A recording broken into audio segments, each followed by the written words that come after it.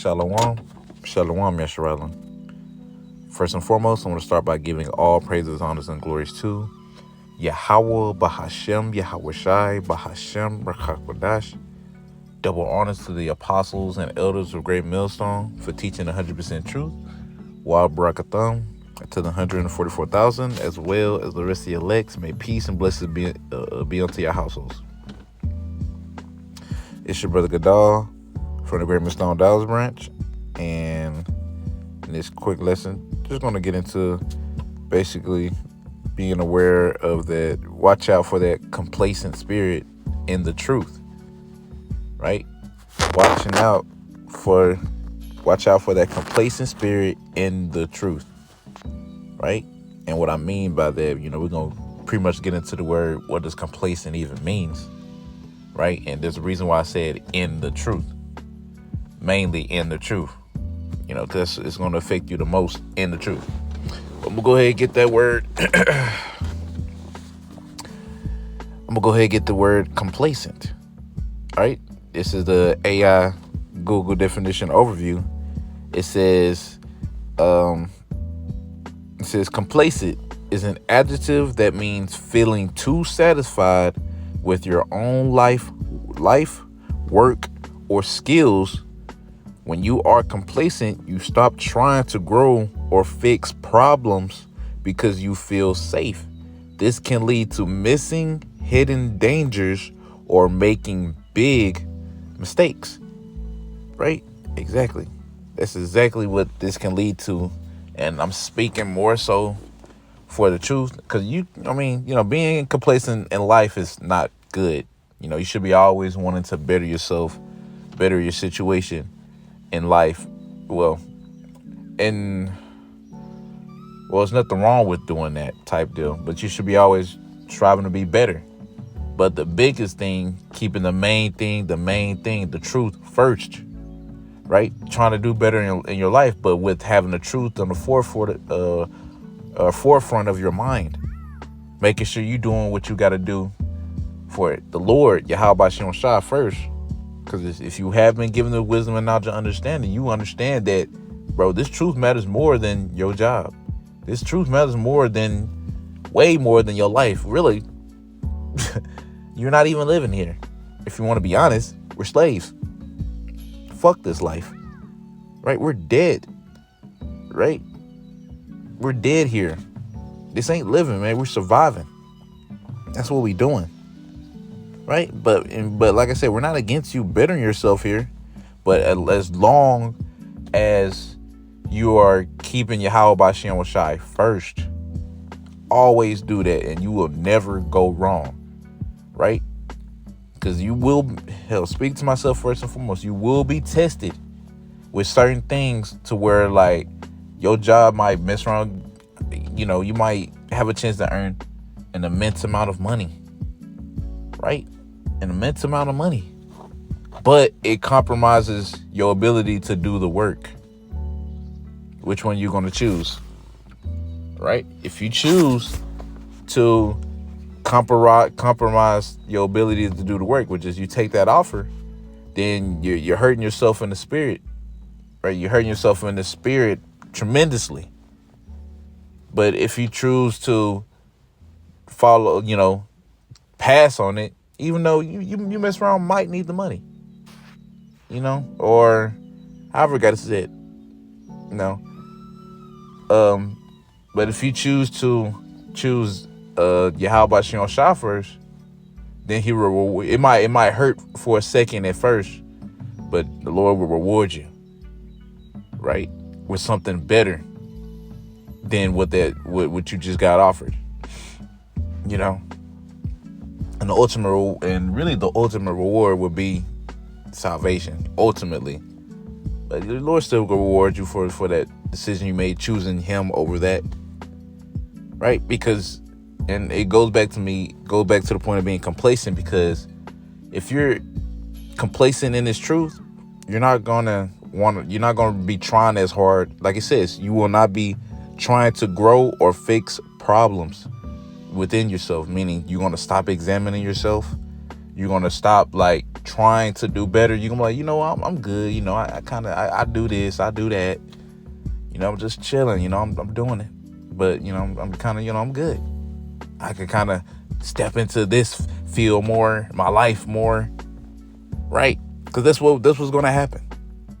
Simple as that. I'm going to get 2 Timothy chapter 2, start at verse 4. It says, no man, it says, no man that warreth entangleth himself with the affairs of this life, that he may please him who have chosen him to be a soldier. And if a man also strive for masteries, yet is he not crowned, except he strive lawfully, right?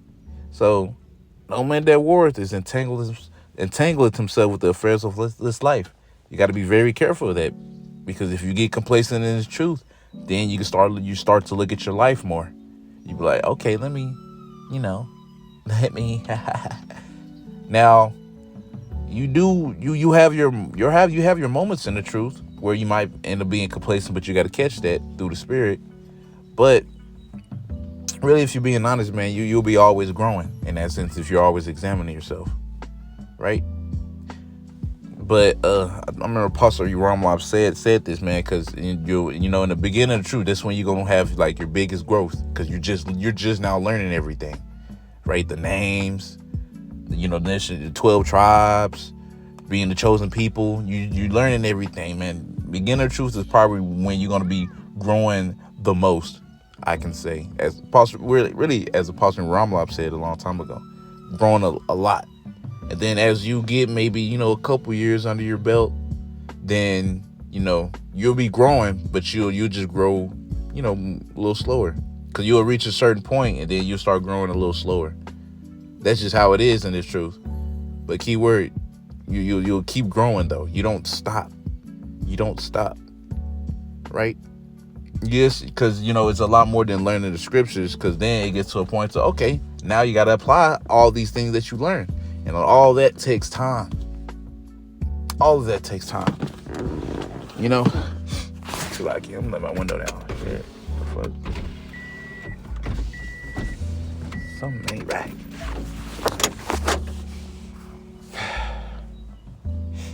Yeah, it's lucky. But yeah. Now all of that takes time. Really, we don't have no reason to be complacent in the truth, because we're in the flesh. We go off on a everyday basis, right? We ain't got time to be looking at the words that you did before. Oh man, I made that lesson video last week. Who gives a damn? Make it again, right? Do it again, right? You learn something new within that week. However the Lord got it set for you, man.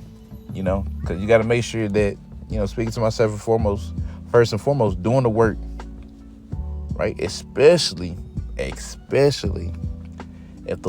Yahweh Shai bless you with being able to teach. If the Lord has blessed you to teach, all right, now you got to be consistent with it, right? You shouldn't be going, Pastor Ramlab already said it, really starting with, Pastor Hart, but I'm saying Pastor Ramlab because I heard him say it recently, literally like this Tuesday, right? He already said, like, it's already questionable if you're going a week without making a lesson, let alone a month, right? And from the sounds of it, the Lord's having a spirit to where he's, hey, some certain things you do, you just gonna, if you are a part of GMS, you just gonna get straight, no, you out. You done, not suspended. Suspension. Meaning, like, Lord ain't playing around about doing the work. Right? Doing the work, being consistent and doing the work. But if you get complacent, then you'll feel like, I done built up a good reputation, in the camp. So I could kind of, chill a little bit, Nah, bro. No, you still got to work. You still got to do what you got to do to please Yahweh Shai. Right? Because guess what? You are replaceable. I am replaceable. And it doesn't take long for that to happen. The Lord doesn't need you. He don't need nobody. Right? We need him. Get that. You gotta get that, man. You gotta get that through your head, man. But I'm gonna go ahead and get this Philippians chapter 3. Start verse 13. It says, "Brethren, I count not myself to have apprehended, but this one thing I do, forgetting those things which are behind and reaching forth unto those things which are before." Right? So, like it says, I count myself not apprehended. In other words, this is Apostle Paul speaking, by the way. And he's letting you know he ain't count himself to be delivered. But one thing he does is forgetting the things that he's already done and looking forward to the next thing that he's going to do. In other words, he's always looking for what's the next thing I can do to please Yahweh B'Shem Shah. Right? Now, okay, cool. You made a lesson and it was good yesterday. Right?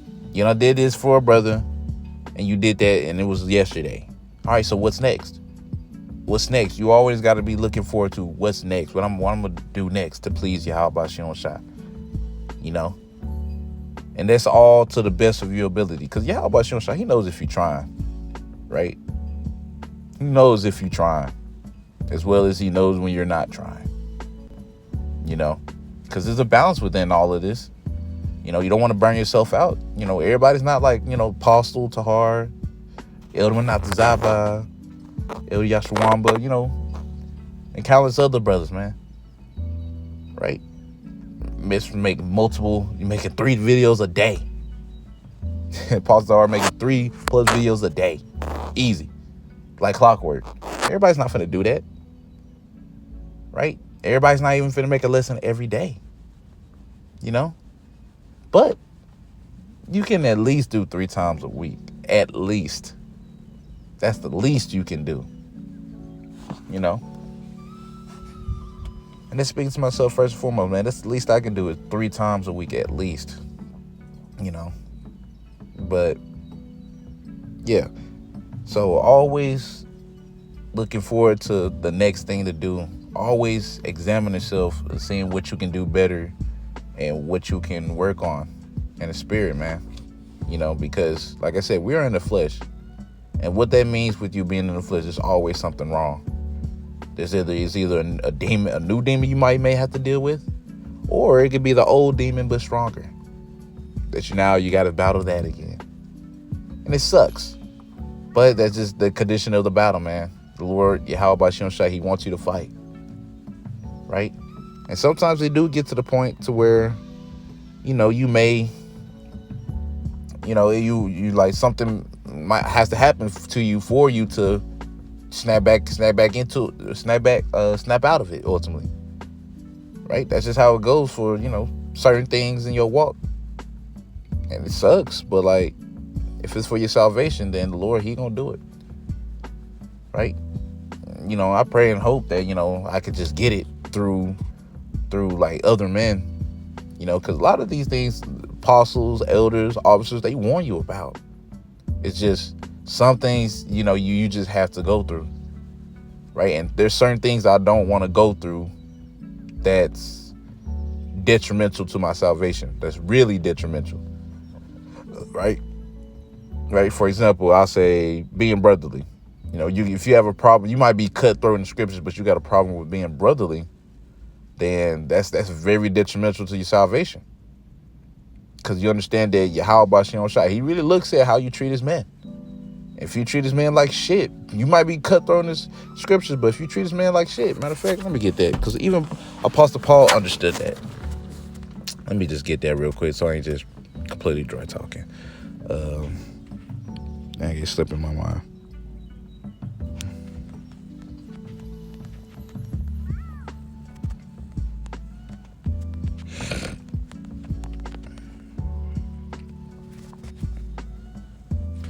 This is 1 Corinthians. 1 Corinthians chapter 13, verse 2. It says, "And though I have the gift of prophecy and understand all mysteries and all knowledge, and though I have all faith," Apostle Paul speaking again, it says, "so that I could remove mountains and have not charity, I am nothing." Charity goes to agape. Agape goes into that brotherly love. So if you ain't got brotherly love, you ain't got nothing. Them are one of the mistakes that you don't want to make. Don't want to have. Now, it could be something you mess around, struggle with, maybe. I don't know. Brothers struggle with lots of things. drinking, you know, whatever, really just whatever it may be. I just know drinking's a common one, whatever it may be. But we all got our struggles. But there is certain mistakes that, you don't want to make this, could be very detrimental to your salvation. Whether it's being brotherly, being around the brothers, you have a problem being around the brothers, you never fucking around. Or, hell, doing the work. You don't want to make your lessons. You don't want to feed the Lord's sheep. That's a big ass problem too. Whatever it may be, we all got our issues. And them are just one of the big ones that I can think of at the moment. But it also comes from you being complacent, though. Because if you be complacent, then you're not going to try to fix it because you think you're good already. Like it said. Matter of fact, let me go back to that definition. I'm gonna read it one more time. Complacent is an adjective that means feeling too satisfied. You're too satisfied with your own life, work, or skills. When you are complacent, you stop trying to grow or fix problems because you feel safe. You think you good. So you stop trying as hard, right? You get to the point you just stop trying, right? You got a problem, you ain't gonna really try to fix it because you're like, man, I kind of established myself, I'm doing pretty good. Nah, fuck all that. Lord, get rid of your ass just like that. Right? Marie says this can lead to missing hidden dangers or making big mistakes. Right there, making big mistakes. You being complacent can make you make big mistakes because you comfortable with where you at in the truth. I've been doing this a couple years, man. I'm looked at as a pretty good brother. I'm a chill. And that's how Satan really gets you, man. Like I said, like many brothers said, man, Satan, he does it. It start off small, man. It starts off small. First, you might miss camp. You mess around, don't even say shit. Okay, brothers might mess around, let it slide, but, do that a couple more times. Eventually, something's going to get said to you. Right? The lesson, maybe. You might have been like, what? You get a lesson idea. You're like, you know what? I'm going to get to it later. Right? And then that later comes. Fuck. I'm not in the spirit to do it. So you don't do it. So you're going to wait later. You see how that adds up? Satan, man. And if you're not paying attention to them things, you being complacent can really just fuck you up because you feel comfortable. You really shouldn't feel comfortable in His truth. Now, be thankful, be grateful, of course, but to feel comfortable, nah, bro. You really shouldn't be feeling like you were on eggshells, man. You be like, damn, fuck. I need to make sure I'm on point because guess what? We always got something to work on. So you shouldn't even feel complacent because, like I said, you are in the flesh, meaning you are fucking up in some area that you need to work on. There's areas I'm fucking up that I know I need to work on, that I know I need to be better at. And it got me, on edge because of it, which is good. Because that's mean what? I'm going to be trying. I'm going to be praying. I'm going to try to do better. But if you complacent, you're not going to try to do better. You're going to be like, I'm doing enough. Wherefore, you're supposed to be in the spirit of like, man, I'm afraid that I'm not doing enough. See how that works?